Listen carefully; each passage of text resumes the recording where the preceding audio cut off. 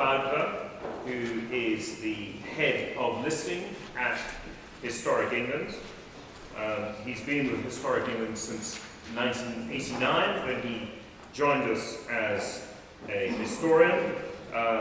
He has worked as a listing inspector, and he's now head of listing. He has a glittering career, or has had a glittering career, which continues. He was, until recently, chairman of the Mausolea and Monuments Trust, and he retains a keen interest in commemorative arts of all sorts.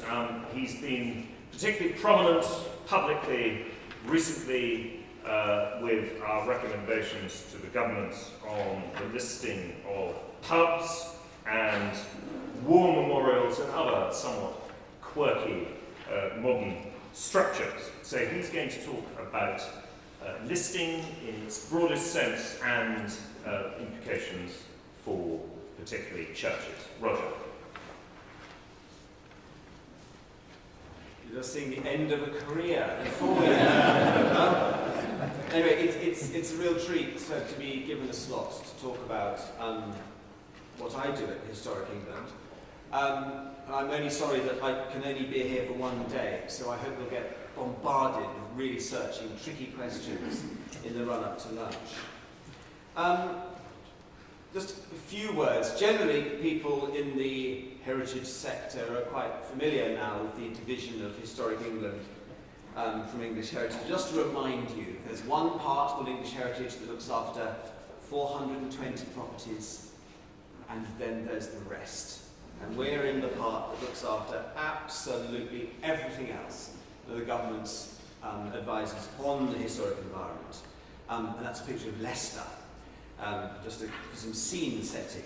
So I'm sure we're in the most interesting bit, but my goodness, there's an awful lot to do. Those are the three buzzwords that we have carefully selected, and I don't see anything wrong with a single one of those. But living up to it, there's the challenge. You must be the judge. Me, colleagues and I work jolly hard to deliver. Now that's a really, really unattractive slide, full of words. There will be some slides with pictures in, I promise. And the great thing about talking about churches is the visual historical importance of the area we work in. But just to set out some of the contributions that Historic England makes on the places of worship front. They're clumped together in various hues, depending on which part of Historic England you're in. There are a number of colleagues here, particularly from the East Midlands, and I would commend attending to the East Midlands team stall over on my right. You can see there's loads and loads of things that we do. Advice and grants, key feed into HLF funding work there. A lot of research, including the marvellously named Damp Towers project. Well, you all know how much that matters. Bringing together the discussion, and pay particular tribute to Diana, who leads on that for us through the Places of Worship Forum. We've campaigned. Simon Thurley, who was our chief exec until May of this year, a very fiery, driven chap who led to the Inspired campaign. A lot of work still going on in that score. There's a lot we can offer people in terms of sharing understanding. And one of the things I would draw people's attention to is the fact that now, online, all those famous red boxes that were once in the National Monuments Record, formerly in Savile Row, now in Swindon, they're now online. You can browse to your heart's content. Just one of the things that we can offer to help share understanding and appreciation. We support other bodies. And there you can see a reference to the money we've given to help set up statementsofsignificance.org. We've helped through the Essential Society with their church website. So we also publish. So lots and lots of things. At the bottom are two of the areas that I'm involved with as Director of Listing. And one of our charges is to look after the National Heritage List for England. And that, we'll be talking about that in a bit. And we do particularly targeted work on churches. But let me just say really clearly, there's oh so much more we'd love to do. But as ever, there are 1,001 competing claims on our time. As I put it, we have to cover everything, from Cro-Magnon to Cold War. So, if we look slightly harassed at times, you'll know why. It's the price we pay for living in such an amazing country. So, you've already seen some of these statistics. I think it's really important we begin with a sense of the size of the listed estate that the Church of England is responsible for. It's a massive privilege, yes, always a huge responsibility. And just to pluck out some of those statistics, 45% of all Grade 1 buildings are churches. And 54% of Anglican churches are listed in the higher 2 grades. So the seniority of that responsibility is really apparent. Now, just a very, very short bit of history. We've got a picture there of Archbishop Randall Davidson, Archbishop of Canterbury, early 20th century. And the quotation is from him. "I would be the last to deny that on occasions in the past, ecclesiastical property has not always been protected as it ought to have been." And he was saying that during the discussion about extending the burgeoning state control on antiquity in the past that led to the passing of the 1913 version of the Ancient Monuments Act. Now that act expressly excluded the designation, the scheduling of any place of worship in active use. It ushered in the scheduling of lots and lots of ruined abbeys, but any parish, church or cathedral was not going to enter the state's clutches at that point. Why list churches? Churches really became listed in the middle of the 20th century as the 1944 and 47 Town and Country Planning Acts kicked in. The image nearer me is All Hallows Lombard Street, parts of which you'll now find on an arterial road in Twickenham. Nowadays, we'd probably hesitate a bit before dismantling a Wren church in the city. That one was taken down, bits of it remain upright. The much more important reason as to why a different approach to state involvement in churches happened was, of course, the Blitz. The savage destruction of so many places of worship. Here we see St Giles Cripplegate, absolutely gutted and wrecked inside, all of those monuments destroyed. That created a new opportunity to build Britain afresh. And that included, for the first time, extending state protection identifying what mattered to the church. We now operate something called the National Heritage List for England. And it's covered, but indeed by the 1990 Planning Act. That's the act we go back to. And the currency we trade in is about special, just repeat that word, special architectural and historic interest. There are 3 grades, there you can see the divisions, and quite soon we're going to see passing the 400,000th designated asset on the list. So that's coming quite soon. And you can read that in 2 ways. One, a shocking covering of red tape and bureaucracy over our free nation, or else a celebration of what an incredible country this is. You can guess which one I subscribe to. Just to remind people, we're not the deciders of what is listed. That remains the government, the Department of Culture, Media and Sport. And there's our current Minister, Tracy Crouch. Last year we added just under 500 new listings. We also removed over half that number. So you're keeping the list refreshed, not just a question of growing it. You have to be very transparent in anything you do, so we have selection guides. Those of you who haven't been on our website, I would commend these to you. They're not the last words in what matters about buildings, but they are a start. And they do at least set out the sort of thing we look for when we're assessing places of worship for listing. And I pay particular tribute to my colleague Linda Monkton, who helped us with the Places of Worship one. Thank you, Linda. What does it look like, this year list? Well, in the old days, it was a rather dog-eared typescript, published in very small quantities and often pinched. Planning offices would have a copy of the list. Sometimes the local library would. Amenity societies occasionally got some of them. We would have a copy, but they're very hard to see. 2011, they went online. And this year we expect to have 1.5 million visits to the NHLE online. So the possibilities for it being a much better form of communication are very considerable. That has its challenges as well as huge opportunities, and I'll end up by a few words about that. One of the issues we've got is that the list is getting older and older by the second. These two maps, the one nearer me, one's a map, one's a chart. The map in red shows the older areas of listing. So the red, the deep red, blood red sections mean the age of the list is between 1971 and 75. You can see how many of those lists are in quite busy parts of the country, like London. So if ever you wonder why spot listing happens, you'll know why. Value judgments change, the lists do not get renewed all the time. The bar chart shows when listing took place. And the really heroic years are the ones in the 1980s, after Michael Heseltine invested massively in the relisting campaign. I have to admit that I joined the listing team just when the figures get really low and modest. There are reasons for that, however, in my defence. One, the easier ones were all done earlier. We get the real tricky ones. Robin Hood Gardens, anyone? Also, we need to consult with people. It's a very important part of the transparent approach to dealing with people's private property. You can't just slap an order on it and an envelope arrives unbeknownst. You've got to consult.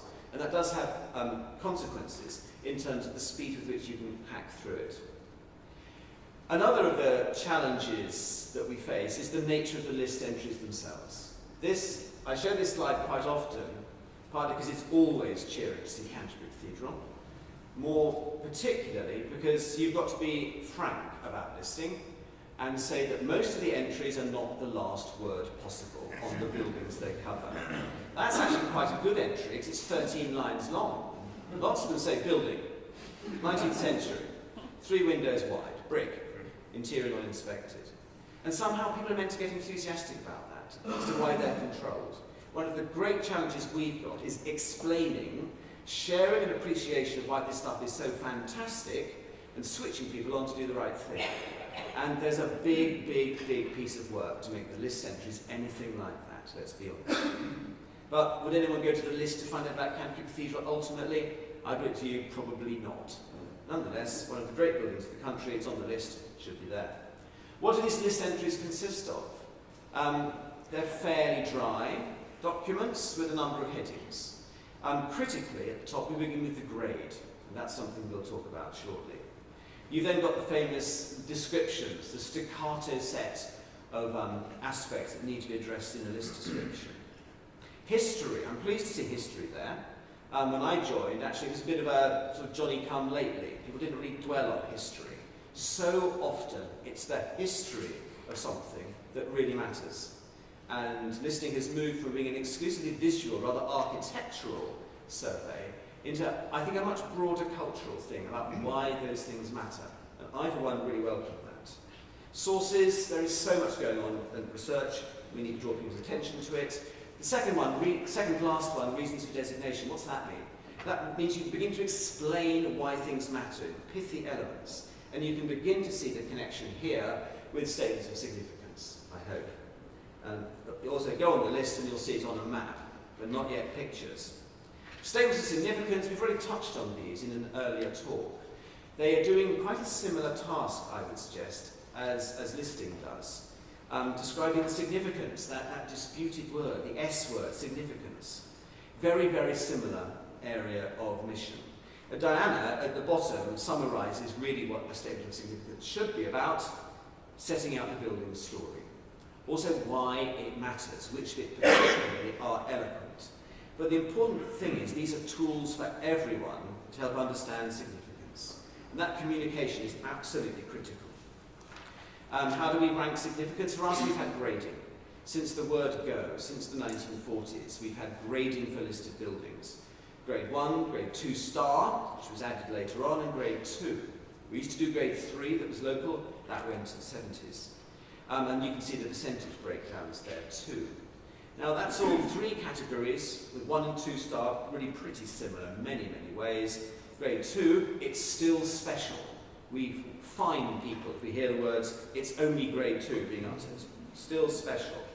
And it can be a real tricky poser as to when to bestow a higher grade. This is a case in point. A fairly plain rebuilding of a church in Yorkshire. with an absolutely extraordinary sequence of stained glass windows by Douglas Strawn. This particular one to Gertrude Bell, profoundly interesting. Could that swing the grading? Actually, this remained grade 2 for us, but it's still a remarkable feature. And if you look at the church care hierarchy of significance, actually, to be honest, it's really pretty similar. The lingo is different. The categories, I think, are very, very equivalent to grade 1, 2-star, 2, locally listed, and unlisted. Really pretty similar. We try and avoid the word low when talking about local interest, because we're already accused of being lots of la-da-da and pontificating. And to start telling a local person their bill is of low interest, we try and avoid that. Now, some work that we did quite recently, the so-called ABC Church Grading Project. This took place 5 years ago. And when the list was going online, people could look at the list, as they do in large numbers. So what we couldn't have were obsolete gradings. We had to transfer the ABC gradings that survived, nearly over 650 of them, into modern equivalents. So we got 4 consultants, very briskly to canter through these 660.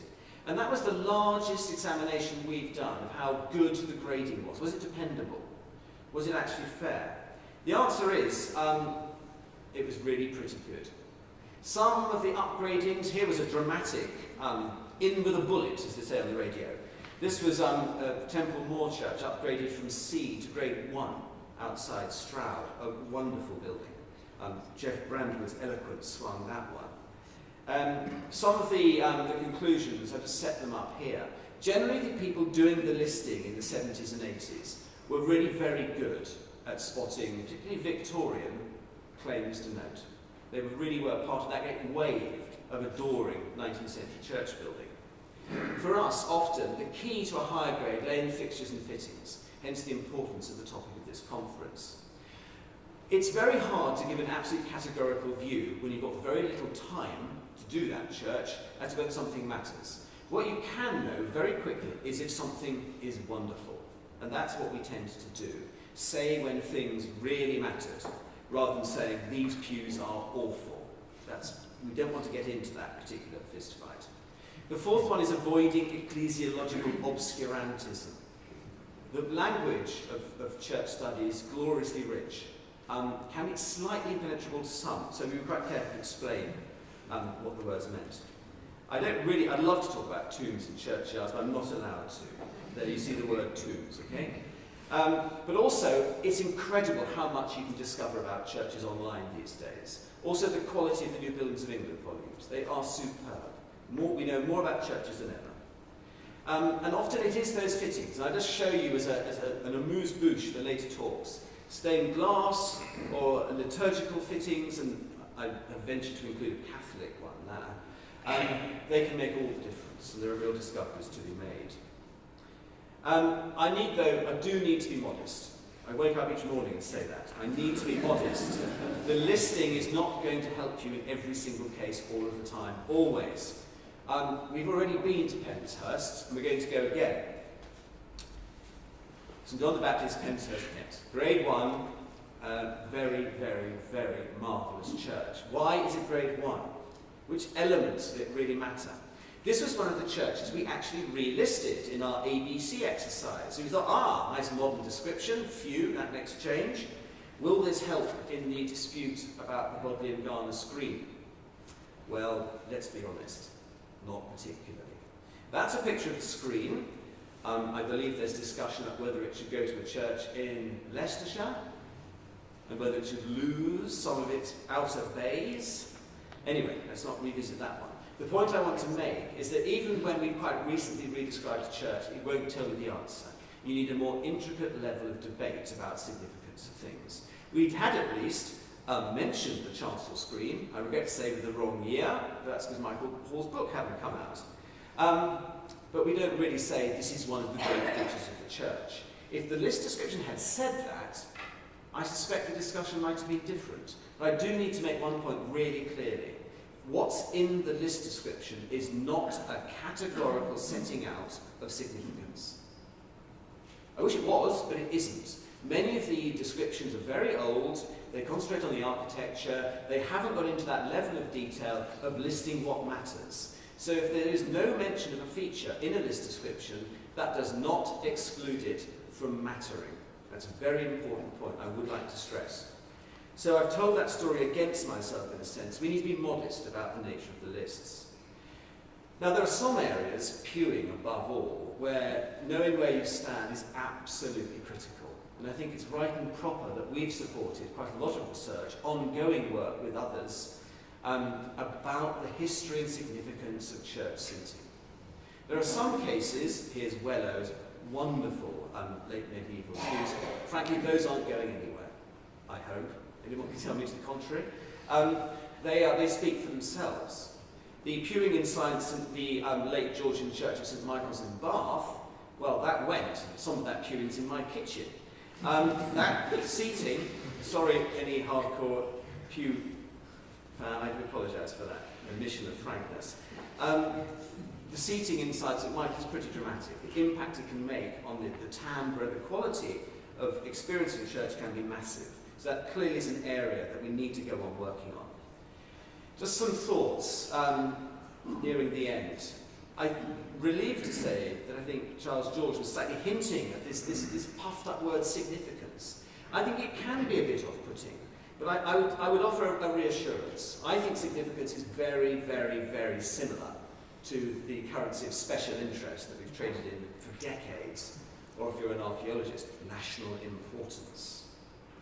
The second point, I hope I've made that point enough. The NHLE, the National Heritage List for England, it sure helps, but it's far from being the last word. And the expert advice that DACs get from their committees remains really, really important. What I think it is helpful for is that overall level of significance, to give you a clue as to how much that church matters, seen from a national perspective, as objective as it can be. I've mentioned before the age of the lists the age of the entries on the list. We'd love it to be a huge priority for Historic England to decide to rewrite the list entries. But with 377,000 entries just in listing, the other entries being scheduling, parks and gardens, recs, battlefields, we've got a lot of work to do. And the modern listings I'm quite proud of, but there's so much more we need to do. The second point, I made the point already about the importance of fixtures and fittings. They can, I think, be critical in determining the overall importance of a church. The second point I want to make is about the historical. You could call it the secular. I prefer the word historical importance of churches as the embodiments of the involvement of a community. In worship, but in communal life too. It could be a ledger stone on the floor, it could be a benefactor's board at the back of the church, it could be bell ringing, it could be all sorts of things. There is nothing like a church as the record of past lives over centuries upon centuries. And often the people who built those buildings lie in the churchyard outside. There's nothing like churches in that way. And that, I think, is a huge area that everyone can tap on. The never surpassed level of interest in where people are and where they've come from. The third point is a rather broad, waffly one that really needs a Turner watercolour instead of my words. It's the value of the intangible. It can be quite hard to pin down what makes that special, unrepeatable atmosphere inside a church. And it isn't always about design. It can be the marvellous accumulation of things that belong in that place. I haven't talked at all about church archaeology. Another of the reasons these buildings matter so much is that they embody in their walls and beneath worship going on for over 1,000 years. And listing was kept away from churches. Scheduling cannot be applied to a place of worship in active use still. So that's a whole aspect of importance we need to remember.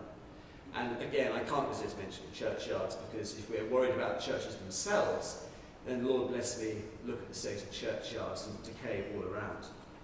So we are doing some work on churches. We've been quite busy working with colleagues in the architectural history practice on the taking stock exercise. Lots and lots to do. Most of our work has been in the Roman Catholic area.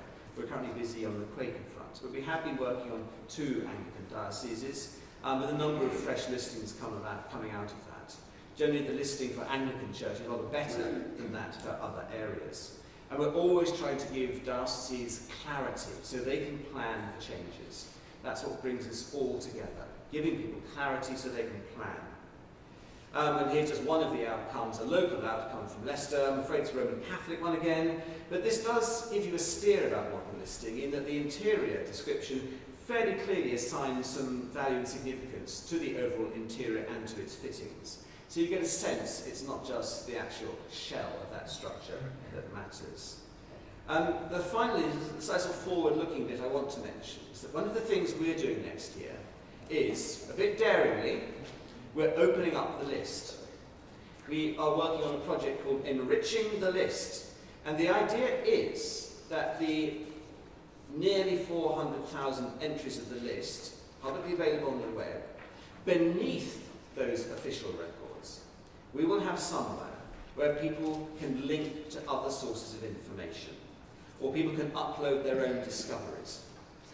There is so much work going on, from statements of significance to private genealogical research, people investigating their village. There's more investigation going on and more web-based tools to make that possible than ever. And we can't possibly keep up with it.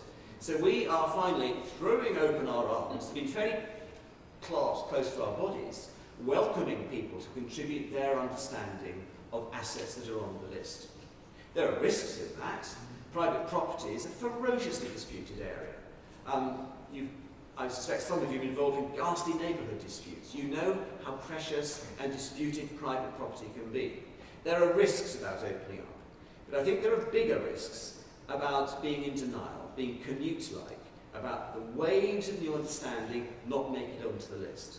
So by keeping it very clear what's official, having that pigeonhole beneath the list entry, people can begin to make the connections. And we can make the connections with church building record, statements of significance online. You can begin to connect. So people will find it easier to understand what it is about their building. And I'm optimistic about that, but we'll have to see how we go. What we can't do is stand still, because we haven't got the resource to do all of that re-describing. I end with a view of my two predecessors as the people looking after listing, the Reverend Peter Beecham and Martin Cherry, known to a number of you. There's enormous commitment within Historic England at doing the best possible job about these, the most important buildings there are. We're absolutely committed to being as helpful as we possibly can be. If we're not, we'll get wound up tomorrow. Let's face it. It's absolutely vital we make a difference. There's always more work to do than we can do, but if we can offer a bit of clarity and help people reach the right decisions, we're really, really keen to do that. Thanks so much.